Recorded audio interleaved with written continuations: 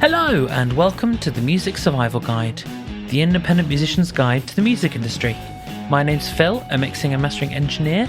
You join me with the pitter-patter of rain on my roof. I can hear it very well. You may be able to catch a bit of it. If not, tough. Yes, you wouldn't have thought it's nearly July, but there we go. This week, I am actually about to go to my first gig, and I'm very, very excited. When I say that this week, I mean this week as I'm saying it, not this week as the episode goes out. Bit confusing that, but there we go. I record these things ahead of time. This is not important. This week, I'm talking with Did and Grant of Empyre. You may have seen Empyre in and around the rock music kind of scene. They're really getting a name for themselves. Really good guys. Really, really good chat we had this time. We discuss all sorts of things like the most intense band tryouts I've ever heard of, what happened in Ibiza and afterwards, and what to do in a gig when your gear breaks on you. Shock horror. Anyway, on with the interview.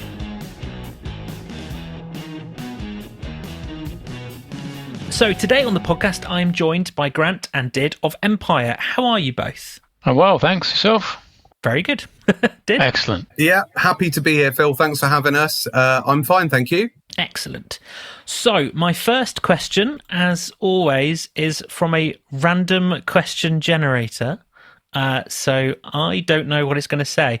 And my random question generator for you both is, what would you do on a free afternoon in the middle of the week? Oh, that's a good question. Grant, do you want to go first or shall I go first? I can go first. A few options: either go to the pub, go for a run, or practice my bass, or take the kids to the park. So there's a few different options there. There's quite a few options there. I would probably go to the local cafe, which is about a 5-minute walk, and have a cappuccino and do the crossword, because I'm an old man trapped inside a young man's body. I love a crossword, and I try and do one a day. So free afternoon, that is how I would spend my time. Rock and roll. Yeah, we're both very rock and roll. So moving on to more serious questions. How did you both get into music? Okay, so basically, I started off with music, learning keyboards and piano in my youth, which I kind of wasn't into actually that much. I had piano lessons and did some grades. I actually, as a child, wanted to be in the NBA. Basketball was my thing. And I ended up playing sort of county basketball at one point. But there was a point I was playing in duos with a guitarist, and he had an electric guitar and I was playing keyboards. We were playing like 80s pop hits in like assembly and things. And I remember at one practice, he had a red Squire Strat. And I think he nipped off to the toilet, and I just grabbed his guitar, and it was set to the overdrive setting. I was about 11 years old at this point, and I just hit the low E string. And I remember that sound to this day, just thinking, what have I been doing? I was just like, that is a sound, that sounds cool, just the drone of the low E. And then it was 6 months of begging my parents for an electric guitar. And my mum was like, no, we've invested in keyboard lessons. He's doing well. We'll get him a synthesizer or a keytar or something. And then on my birthday, I went to Patrick Reed Music, which unfortunately is no longer there in Ketchum, which was like a specialist kind of Fender shop in my hometown. And my dad and my brother, we walked away with my first Squire Strat. And basically, I taught myself for about 3 months. Which was very difficult. And then I had lessons at school and pretty much immediately got involved in a local music centre, learning classical guitar, acoustic guitar, and band guitar. And we did concerts. And then I was in a first electric band within the first year doing covers and originals with my brother on drums. And we used to go to like a kind of rock school at the William Knibb Centre, which was a local kind of council community centre. And we used to rehearse every week, and that's how I got into gigging straight away. But that was kind of the origins of me starting off in music. Really got into guitar, and then sort of later on in my teens, really got back into piano playing, and that is now quite a significant part of what Empyre does. We have quite a lot of piano especially on the other side, the last album we released, and we've still got one piano single to release from that album. So that's kind of the origins of where I started with music. Well, for me, it's my dad's fault. So my dad is a guitarist, and I grew up with him gigging sort of every weekend, going out, playing the pub circuit.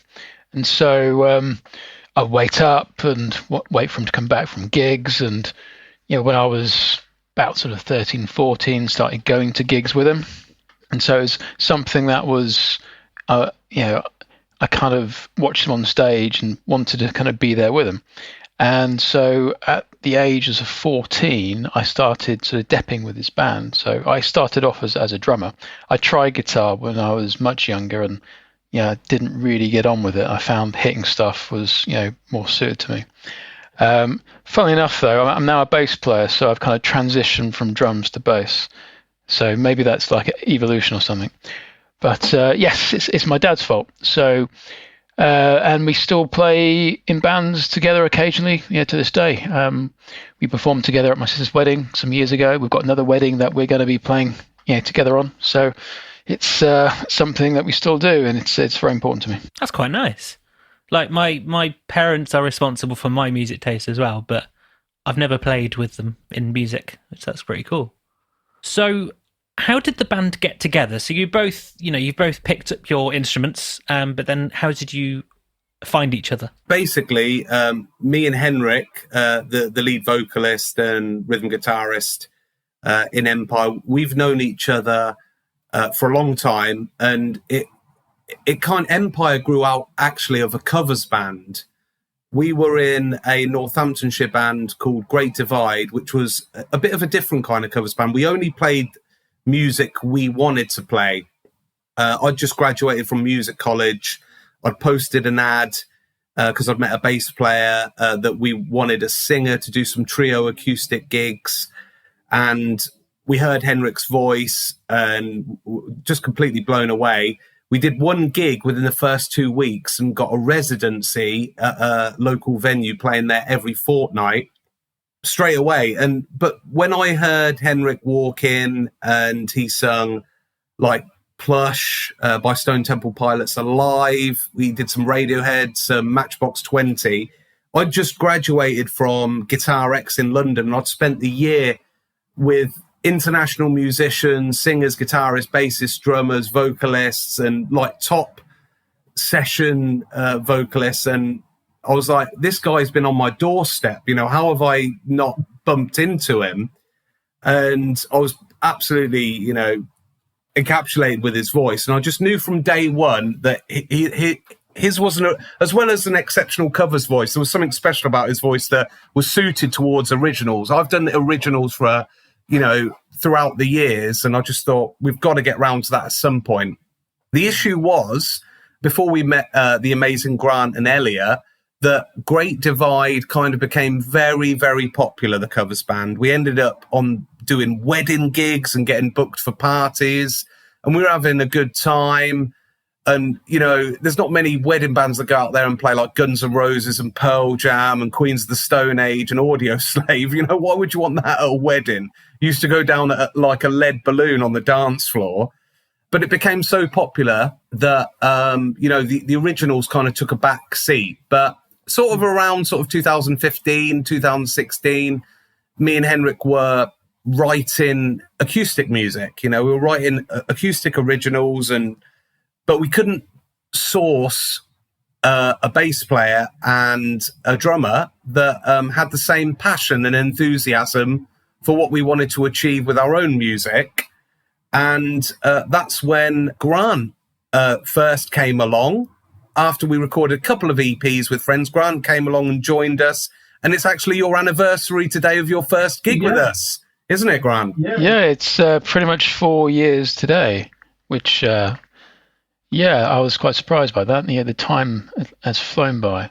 So I had to go through an audition process. So Empyre are very, very picky, and rightly so. So I was banging on the door, trying to do everything I could to persuade them to let me in. And after a few months, the audition process lasted months. So I remember the first audition, I learnt the tracks, I played them, thought, nailed it, they're just going to give me the job on the spot. And they kind of walked out, had a little conversation, I thought, let's go a few more bits, and really started sort of, going through into the detail and sort of really going through some of the sort of technicalities. So the standards in Empyre were so high. So I'm not the musician that Did is, or the talent that Henrik is. So I really had to work very, very hard to up my game to demonstrate that I could perform at the level I needed to, and also demonstrate that I really wanted it. Because we all put so much into this band. It's we all sacrifice a lot to have the opportunities, to have the time, to take advantage of opportunities, etc.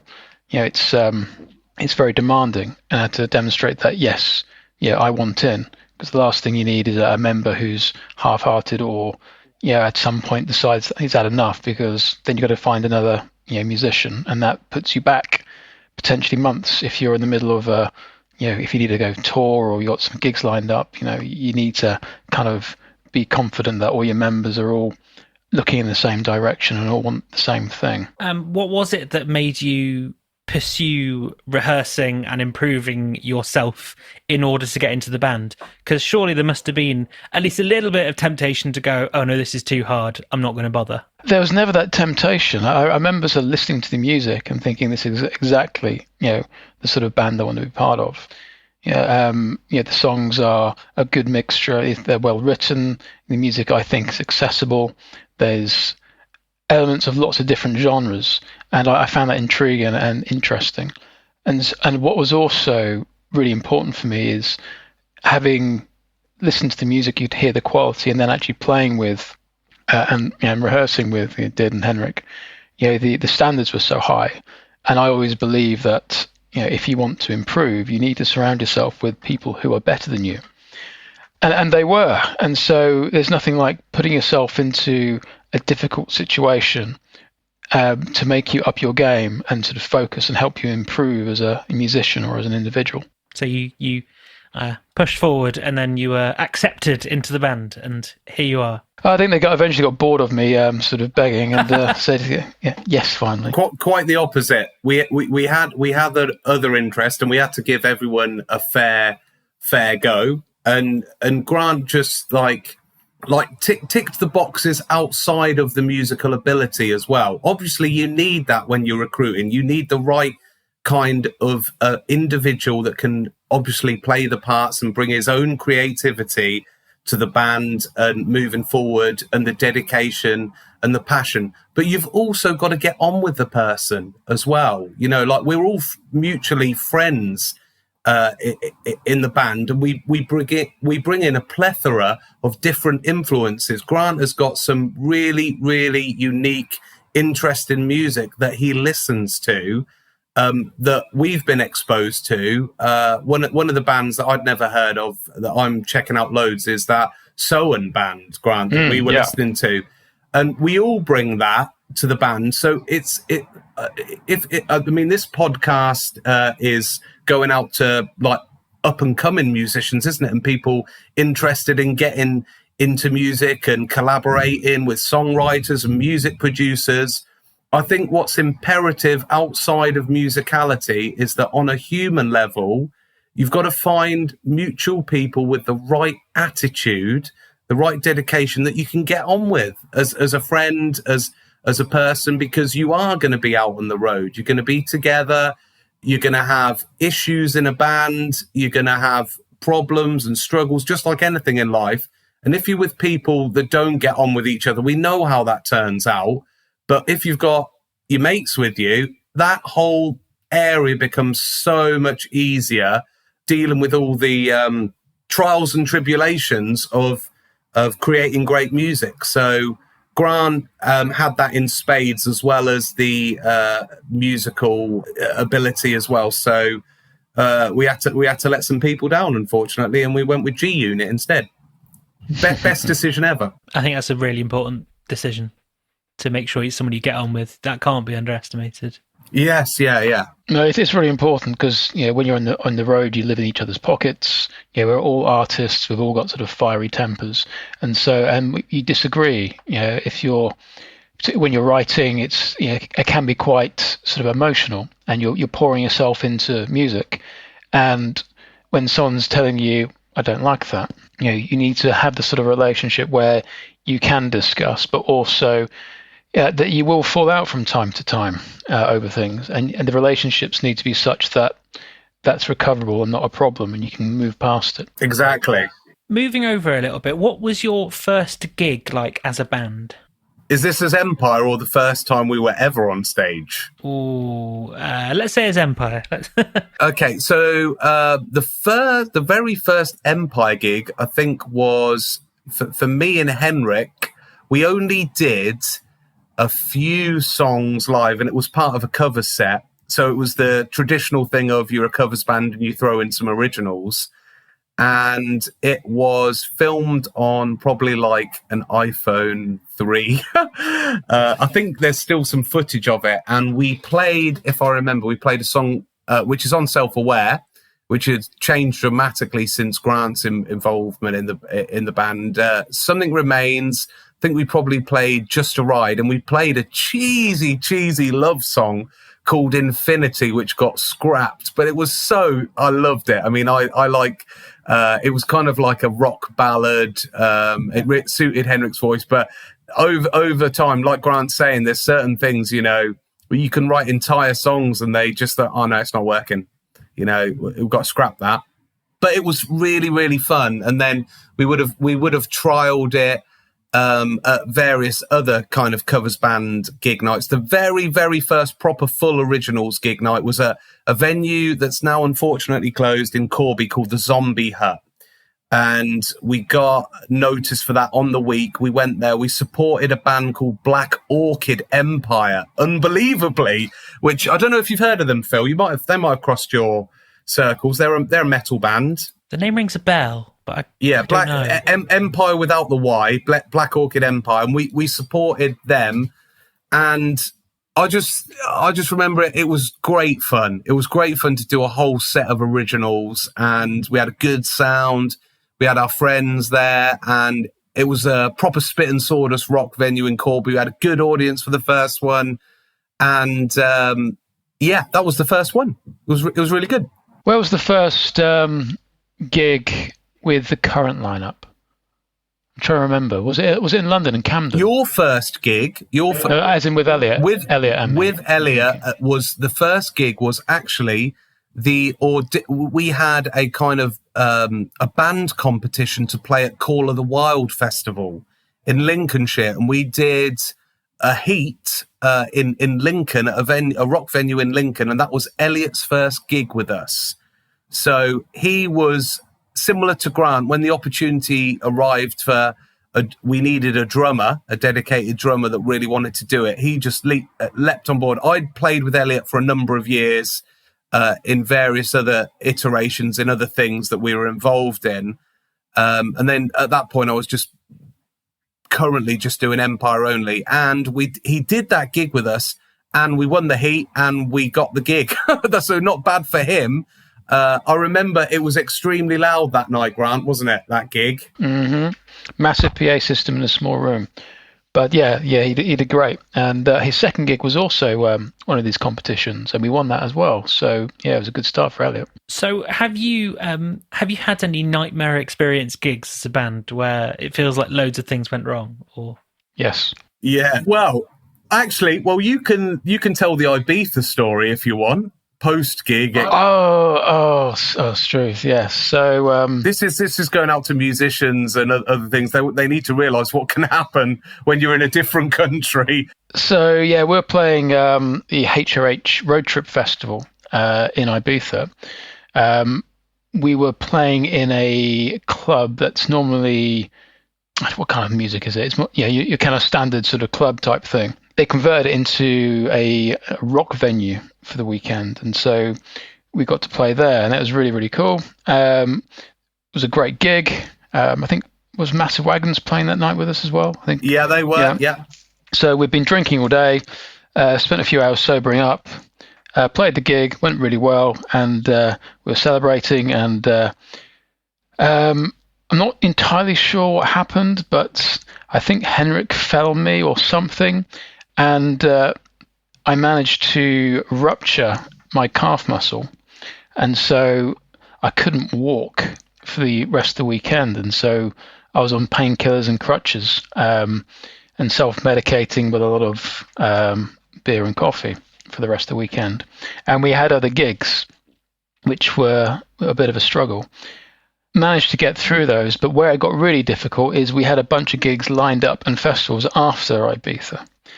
So we got back to the UK in the early hours of the Monday morning. I went straight to A&E, and it was it was pretty painful, pretty difficult, and a fairly long recovery. Like with a break, they can just put a plaster cast, but when you tear a muscle, there's not a great deal you can do about it. So while I was recovering, we still had the gig. So I was hobbling around on crutches, unable really to walk very well, and then getting on stage, because we didn't cancel any gigs. I was determined we were going to do these, and then trying to rock out with a leg not working properly. So we invested in a kind of stool, which I felt pretty uncomfortable using. It didn't feel very rock and roll.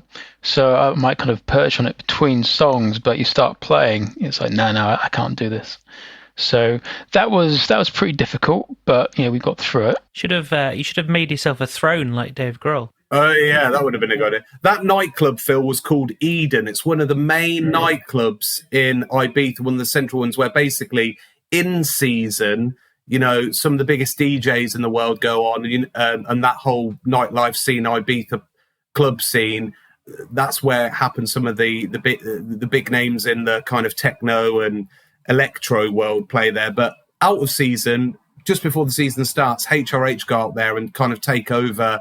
It's San Antonio, Grant, isn't it, that area? And they have various rock venues set up, and we got to play on that main stage there. And then, like Grant was saying, we had another gig that weekend, and he'd injured, unfortunately, with that injury, and it was in an abandoned zoo in Ibiza, which was a seal enclosure, which is another highlight of the band playing there. In terms of disastrous things for me at gigs, I've had your stereotypical guitarist amp blow up on stage, which another band on the scene, Scam, kindly helped with providing another amp mid-set. That was at the King Billy Rock Bar in Northampton. I've had pedals go out.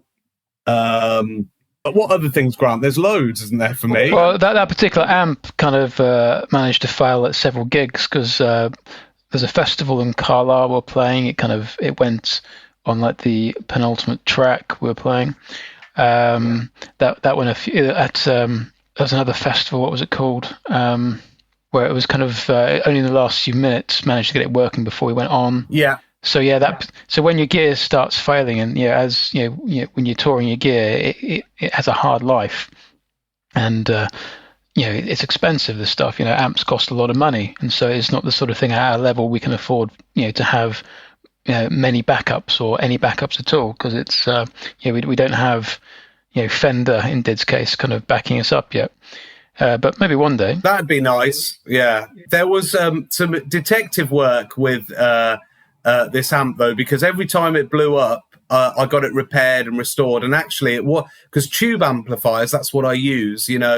Some tube amplifiers go for 40, 50 years and they don't even have the tubes replaced. They're so like this had a lifespan of about 4 years. And I'd used the series previously over a period of a decade, and I'm still using this amp, but it's got a particular inherent fault with the circuitry that tends to break down after a period of 4 years.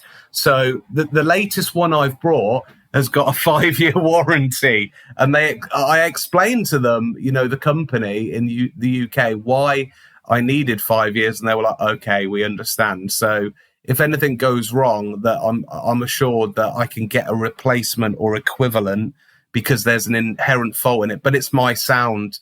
So Grant is a massive gear enthusiast like myself, and we know what we like. And even though this wonderful Supersonic 22 amplifier has this inherent fault of a 4-year, 5-year lifespan, whereas some of the other Fender amps have 50 years with nothing going wrong with them, only general maintenance, I still use it. So quite a surprising prop. It's a great bit of kit. It's a weird thing for them to do, but there we are. So it's as a gigging musician, I suppose one of the things it's really, really important to think about is contingency plans. So if you're on the road, you need to know that if your amp breaks, what you're going to do about it. If you break a string, what you're going to do about it. I know it sounds sort of obvious, but you need to go through your entire rig and make sure that you have sort of plans in place. So if your preamp and your bass fails, do you have a backup bass? Can you switch to passive? If you break a string, what are you going to do about it? If your amp blows up, can you DI straight in? So make sure that you're kind of pre-prepared. So if something does happen, you can kind of just enact the plan that you already have and go, right, that's fine, let's just do this, and you can carry on with the gig. Because if you're trying to work out what you're trying to do mid-set, then you're in trouble. I guess you can be a bit of a rabbit in the headlights if you just sort of encounter Rob and you go, what now? We're mid-song. Exactly, yeah. It's the worst feeling being on stage and your gear breaks and you can't do anything about it. Yeah, I don't want to think about it, to be honest.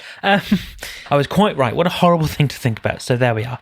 You may have noticed I've not actually finished the interview. That's because this is an extra long chat that we had. So I've actually divided it into 2. So the next part of the interview is going to come out next week. I'm going to borrow from part of next week's episode, though, because I asked Did and Grant what their favourite songs of the band were so that I could play one at the end of the podcast. Now, as it turns out, they each had a song that they wanted to play. So I thought, since I've actually split the whole interview into 2, I'd split their song choices, one in each episode. So this is Empyre with Stone.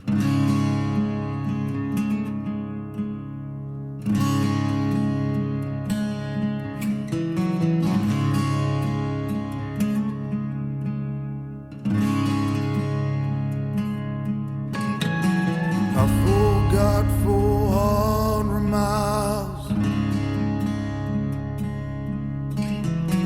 Pulse vibrate shows I'm alive.